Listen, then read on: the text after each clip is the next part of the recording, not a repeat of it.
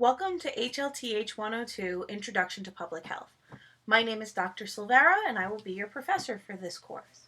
I've taught this course several times in the past. I've taught it online, I've taught it face-to-face, and with as few as 12 students and as many as 100. And it's a course that I truly enjoy teaching. And so what I'd like to do today is give you a brief overview of what the course is and what will be expected of you and what I will offer. And then from there, you can start moving into the actual content of the course. So, what this course offers is an opportunity to explore issues of health that are important both on a macro or societal level, but are also important to you as an individual. What this course is not, however, is a study of human diseases, and we have a separate course for that, or a study of personal health issues, and we have a class for that as well. What this course will do is look at health from the level of populations and communities and neighborhoods and discuss how those things have an impact on individuals' health. This is not, however, as I said, a clinical health course. And one thing that I'm interested in is what exactly it is that you hope to learn from this course. So what do you want to know? And so I'm going to ask that when you're done viewing this video to go down to the discussion forum and list 2 topics that you're most interested in learning about. And I'll see if I can integrate those into the course discussion as well as some of the course content. Now, what is it that I expect from you? Well, in this course, you will be expected to read and write and think. And I actually put an emphasis on the end of that, in the thinking portion, because so many students expect learning to be about memorizing things and then spitting them back out for homework assignments and exams. And that's not what I'm looking for. If you never memorize the year that the cholera epidemic took place, that's fine. That's why we have Google. What I want you to do is to learn to analyze and synthesize and integrate this knowledge with things you've learned either through life experience or other courses to be able to form thoughts and opinions about how to influence the public's health. And in order to do that, you'll have to do some reading. Now, there is no textbook for this course, so you just saved yourself about $100 probably. But there will be materials that I expect you to read that will be available through Canvas. Because in order to fully explore the issues of public health, you must be willing to read the works of the experts who have come before you. And so I will provide you with material to read, analyze, and consider between the video lectures. This material should be reviewed before viewing any course slides or videos, and certainly before participating in online discussions. I have selected all of the readings with care, and I believe that they will be beneficial to you as you begin to think like a public health practitioner. For writing and thinking, it will be vital for you to participate in online and discussions and activities, which are integral to your learning process. Your voice is important, and discussions will be richer, and your learning will be enhanced through participation in the online forums. Plus, it's part of your participation grade. So I urge you to be an active voice in this class. There will also be reaction briefs, which I will post. Those will be directed to me, and I will not share those, what you write in there, and they will not be for a grade, however, they are required. In this course, we will be talking about some hot button issues. Healthcare financing, health policy, which are very much in the news these days and are very linked to deep personal and political views, as well as issues of health disparities around things like race and gender and sexual orientation. And as such, we often have an emotional reaction to that.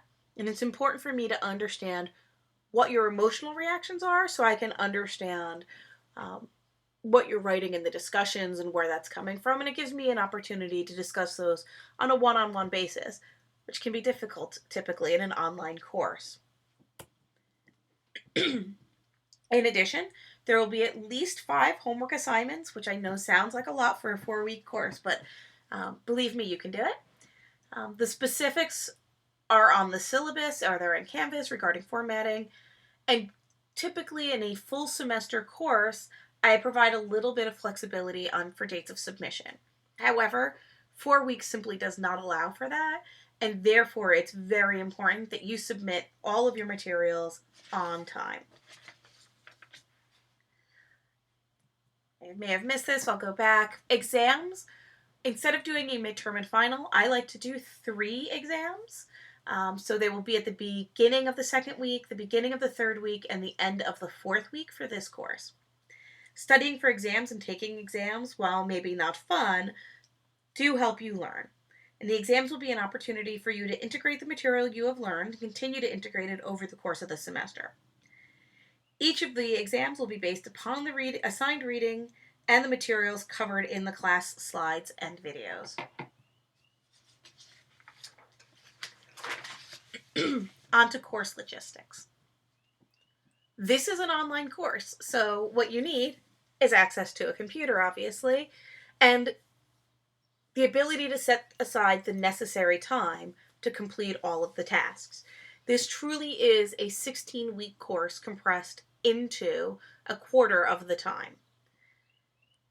While I doubt that I will make any changes to the syllabus or the assignments, please be sure to check Canvas frequently for announcements regarding the syllabus and the assignments. As needed, I will also communicate with you through the Canvas email system, so please be diligent about checking your email. And not surprisingly, it will be easier and quicker to reach me by email than by phone. I check my email messages several times daily, and I usually respond within 24 hours, though I ask you to give me at least 48 hours over the weekend.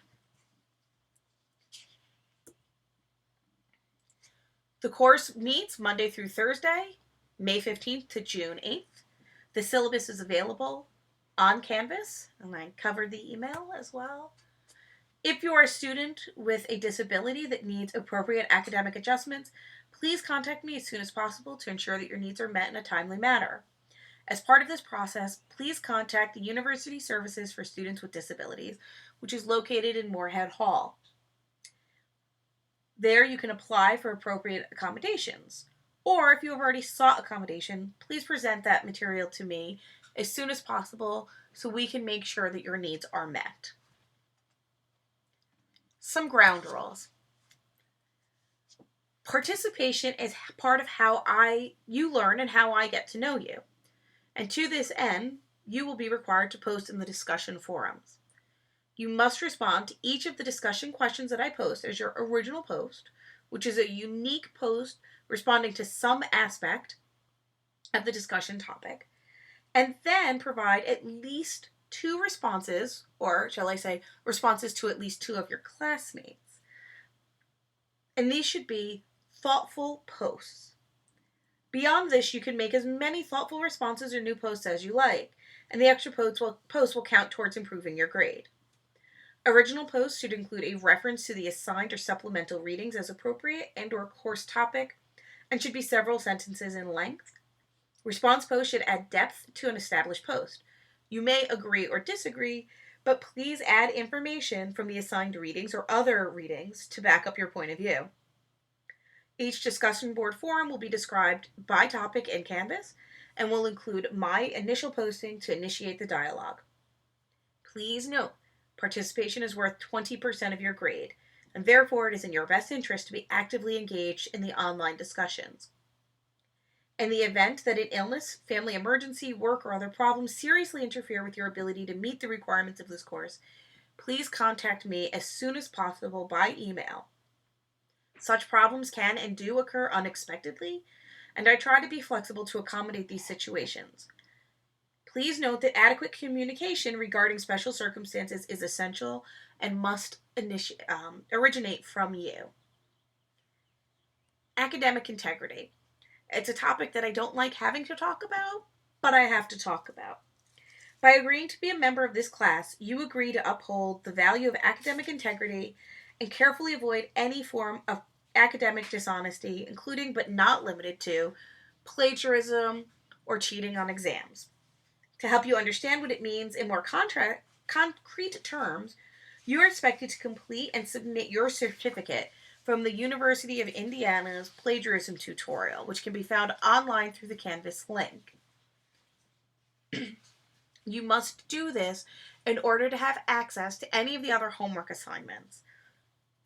If you do not submit it by May 16th, you will not have access to the other homework assignments, which means you'll get zeros for those assignments. It's not a terribly difficult or lengthy process, but it is very important. My policy on academic dishonesty is if you are caught plagiarizing and it is blatant or cheating in any way, you will fail the course. Depending on the extent of the incident, the situation will be brought to the attention of the Dean of Students so the university can determine the next best action to take, which could include probation, suspension, or expulsion. I do not anticipate this happening. That said, every semester that I have taught this course, I have caught at least one person cheating in some way, whether it be plagiarism or copying, pasting an assignment, etc. This is your learning, you're responsible for it, and please take it seriously.